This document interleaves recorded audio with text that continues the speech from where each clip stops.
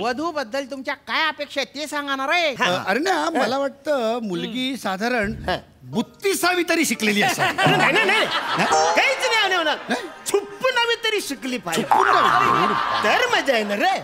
अरे आकलेल्या लागलेल्या गोड्यांनो,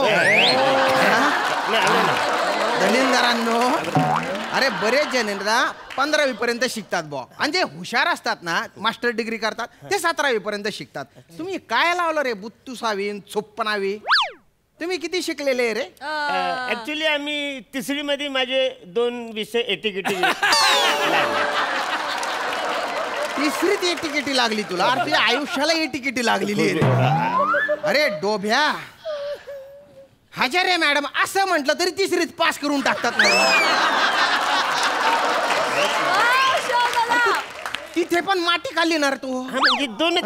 अरे असं नसतं रे. अशा कशा अपेक्षा ठेवता रे तुम्ही?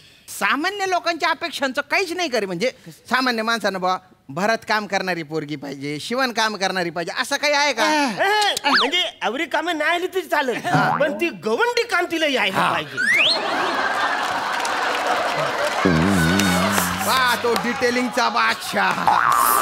बापरे, एवढं गवंडी काम चालू आहे रे ते. त्या थापीने ना असं थापून काढलं पाहिजे ना तुम्हाला.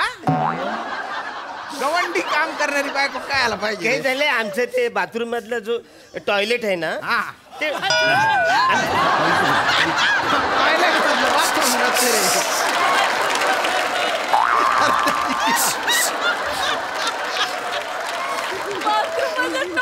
ऍक्च्युली आमच्या टॉयलेट मधली जी भिंत आहे ना ती कोसळली. बर, ती आम्ही बांधायचा प्रयत्न केला. गवंड्याला बोललो अरे वसर हे बांधून दे. तो बोलले 700 रुपये लागतील. मग आम्ही दोघांनी थोडस हिशोब केला तर त्याला फक्त 400 रुपये लागतात.